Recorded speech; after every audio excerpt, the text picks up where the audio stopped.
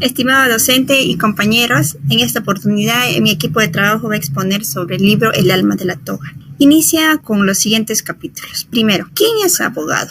Es importante reivindicar el concepto de abogado, ya que hoy en día todo el mundo dice ser abogado. La abogacía no es una consagración académica, sino una concreción profesional. Los abogados no se hacen con el título de licenciado, sino con las disposiciones psicológicas que uno lo ha adquirido en la vida, ¿no? En conclusión, el abogado es quien ejerce permanentemente la abogacía. La fuerza interior. El hombre, cualquiera que sea su oficio, debe confiar en uno mismo, vivir su propia vida, seguir lo que uno piensa y no estar pendiente a lo que digan los demás. Es decir, cuando nosotros llevamos un caso en concreto, sabemos que estamos en lo cierto y en lo justo, por lo que debemos tener ese pensamiento firme y sereno. En conclusión, el abogado tiene que comprobar a cada minuto si se encuentra asistido de aquella fuerza interior que ha de hacerle superior al medio ambiente. Después nos habla sobre la sensación de justicia. El derecho no es establecer la realidad, sino la sirve, y por eso camina mansamente tras ella, consiguiendo rara vez manchar a su paso. Al abogado importa no es saber derecho, sino la vida. La justicia no es fruto del estudio, sino de esa sensación que uno logra. El derecho positivo está lleno de libros, por lo que la vida reclama no está escrito en ninguna parte, ¿no? El legislador, el jurisconsulto, el abogado debe tener un sistema, una orientación de pensamiento acorde para lograr esa sensación de justicia, ¿no? La moral del abogado. La moral del abogado implica estar enfocado en la rectitud de su conciencia, ¿no? Por ello, el abogado está en la opción de decidir la libertad de patrocinio, ¿no? Y esa libertad de patrocinio debe realizarlo con verdad, con justicia, ¿no? Asimismo, es la actuación con pulcritud para ayudar a encaminar la conducta, reiterando siempre defendiendo la verdad y la justicia ante todo tribunal y también ante la sociedad.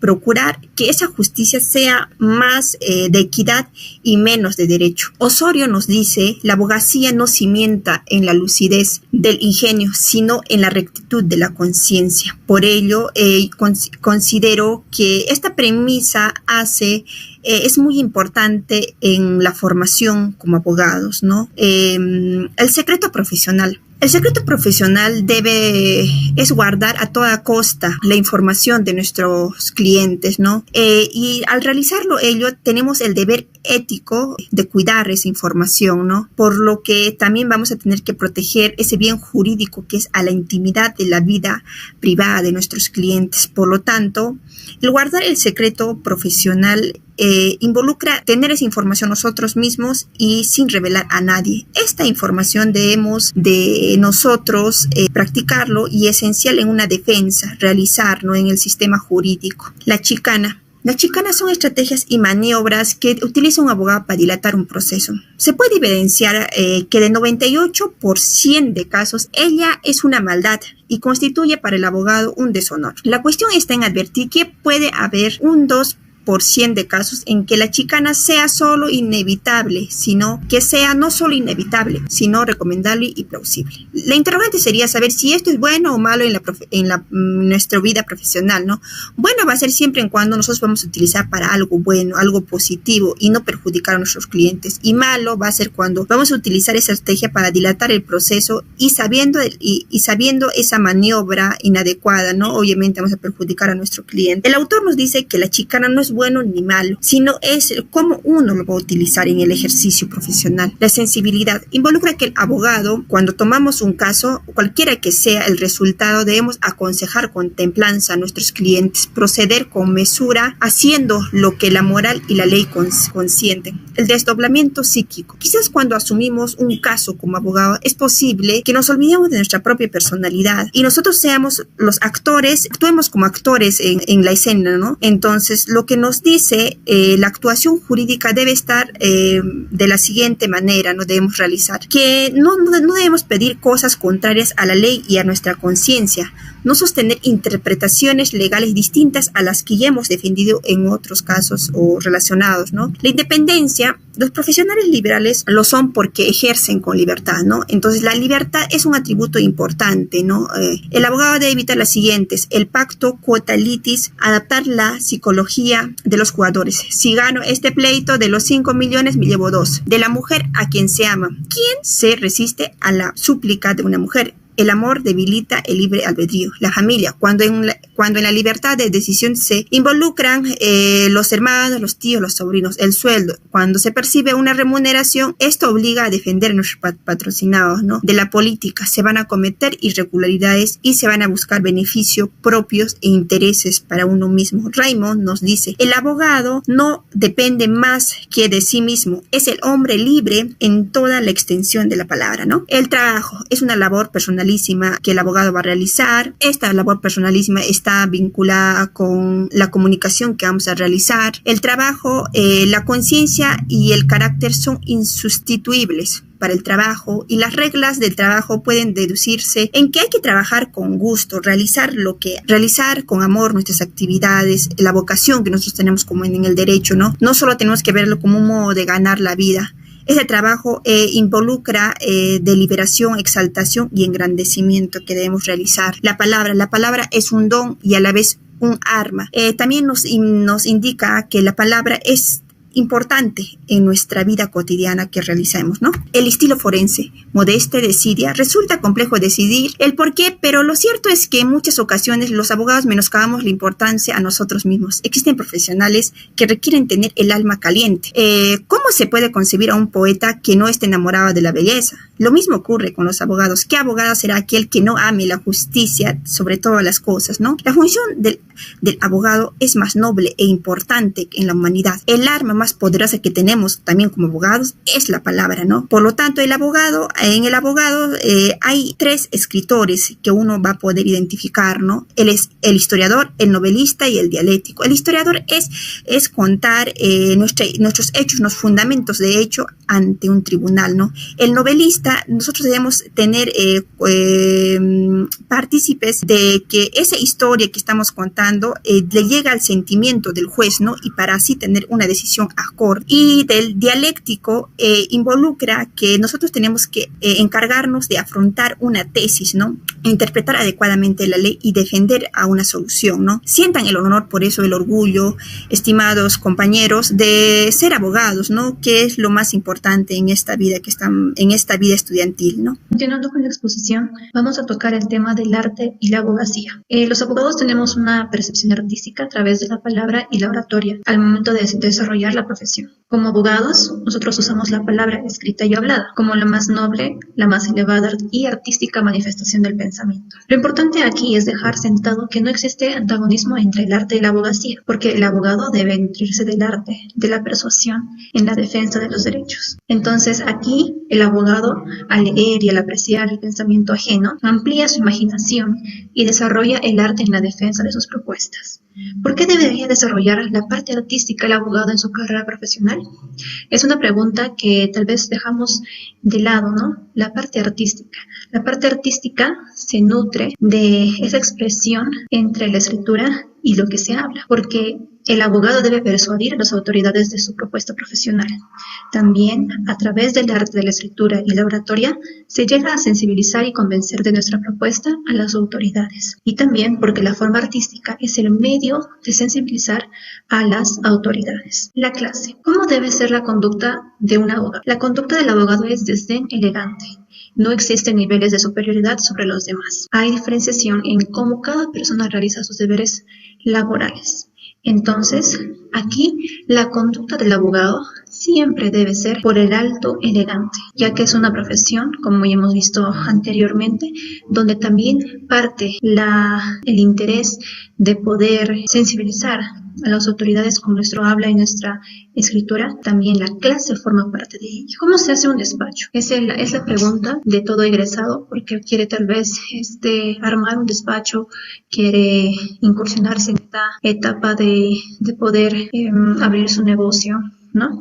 Entonces, esa pregunta es muy fundamental. ¿Cómo se hace un despacho? Aunque el autor no menciona de esta obra que existe dificultades en la asociación con otros abogados para formar un despacho, es indispensable que los que se asocien contigo o con el futuro abogado que quiere implementar su despacho tengan un interés mutuo, o sea, un interés que cumplan con tus mismos ideales. Sobre el anuncio, no tiene nada de malo, siempre y cuando no caiga en la arrogancia o en las ofensas hacia algún compañero letrado. Al hablar sobre la exhibición, se puede decir que si desde el principio no se involucra con el medio, jamás se podrá llegar a demostrar las capacidades.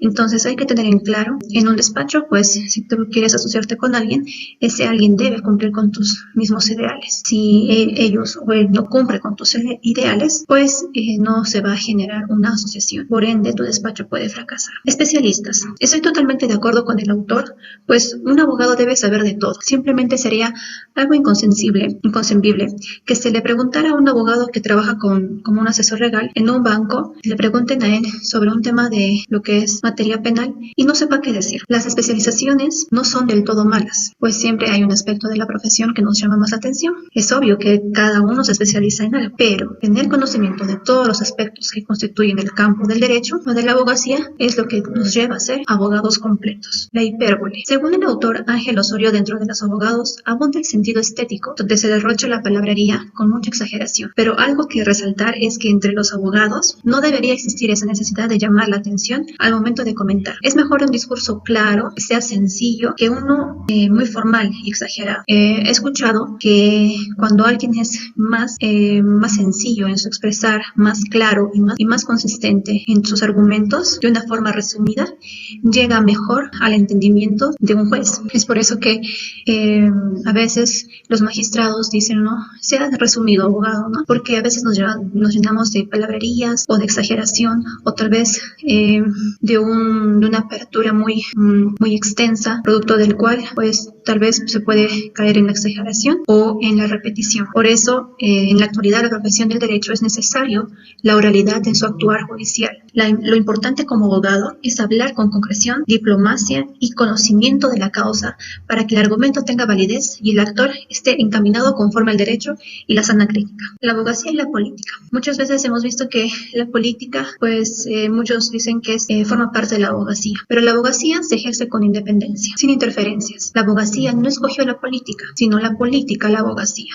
perturbándolo, disquiciándolo y reprimiéndolo. La política escogió la abogacía por la facilidad de palabra del abogado y por sus conocimientos para defender sus intereses. Por eso es que si tú quieres especializarte en la política, pues hay una rama de la gestión pública, ¿no? O igual la abogacía es independiente a la política. Por eso decimos que siempre la abogacía no escoge a la política. También tenemos un tema muy interesante que es la libertad de defensa. El litigante puede defenderse a sí mismo. Ningún patrocinio debe ser legalmente impuesto por las leyes. El enfermo tiene la libertad de aprovechar o rechazar los servicios médicos. El labrador es libre de cultivar o no cultivar sus predios y hasta de cultivarlo bien o mal. ¿Por qué dejar la defensa de una persona en manos de un tercero, de un técnico que muchas veces no defiende bien al litigante? La intervención del abogado sería rogado y no forzado ni impuesto. La sociedad nos buscaría y no tendría que soportarnos porque la ley así lo impone. El abogado financiero, estamos aquí viendo el amianto.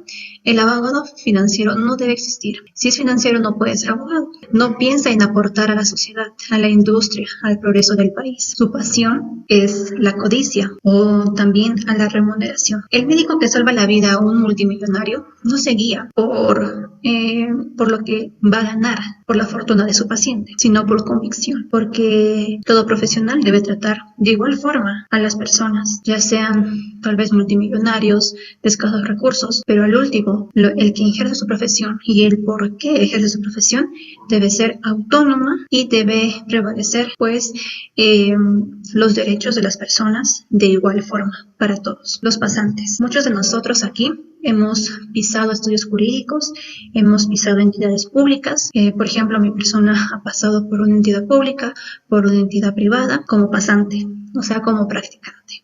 Al llegar a ser pasante o practicante es una emoción única. Yo me recuerdo que cuando pisé el primer estudio jurídico fue de un profesor que valoro mucho. Él enseña todo lo que es derecho constitucional y me enseñó de la forma más bonita y más sencilla el derecho. El pasante debe ser aquel que estudie con interés, con gusto, que escribe el dictado de su maestro, que busque jurisprudencia, que opine y sea diligente. A veces, por ejemplo, el abogado que les comento se sentaba conmigo y él, por su avanzada edad, él solamente me dictaba y tenía un amplio conocimiento en su mente que me decía, pon acá esto mejor, el punto y coma, el punto, dale espacio y sentir esa calidad de poder enseñarte es algo muy importante, pero siempre y cuando el pasante o el practicante tenga ese interés por el derecho, tenga ese gusto por lo que le están enseñando. Si no tienes ese gusto, si no te complementas con lo que tú haces, pues no te vas a ir a un buen puerto. El maestro del pasante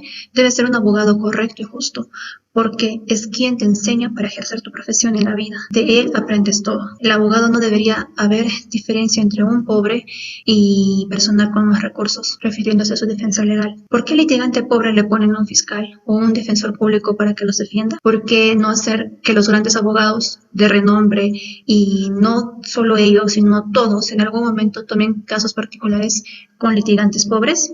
Es una pregunta de reflexión para todos nosotros y bueno, es necesario que un abogado no haga diferencia entre un pobre y una persona con más recursos y depende de eso, puede hacer su patrocinio o su defensa legal. La mujer del buffet. Bueno, aquí la obra que ya hemos leído resume 4 aspectos muy importantes. La esposa, que requiere consideración especial. Un abogado funde en un mismo perímetro las exigencias de su carrera y del desenvolvimiento de su familia. En ocasiones ya se ha visto que la oficina funciona en el hogar conyugal. La familia, solo el matrimonio y aún la paternidad, y más especialmente todavía el avance de la paternidad misma, nos brindan una comprensión, una elevación, una serenidad que abre en las fuentes del subconsciente y determinan en los hombres de la plenitud, de la piedad, de la transigencia, de la efusión. La clienta. El abogado no tiene sexo. El abogado es un hombre superior al hombre, la madre. Consideramos pues que todas las mujeres irreverenciemos de modo expreso a las madres. Hace una justicia patriarcal. Para un buen procedimiento judicial debemos tener en cuenta, como ya hemos mencionado en diapositivas primeras, que es muy importante la forma de expresarte, tanto oral y escrita. Pero aquí algo muy importante es que tenemos que tener en cuenta la oralidad. Al hombre le fue dada la palabra. Es indispensable para un abogado usarla correctamente con una palabra bien dicha. Mueve masas. Publicidad.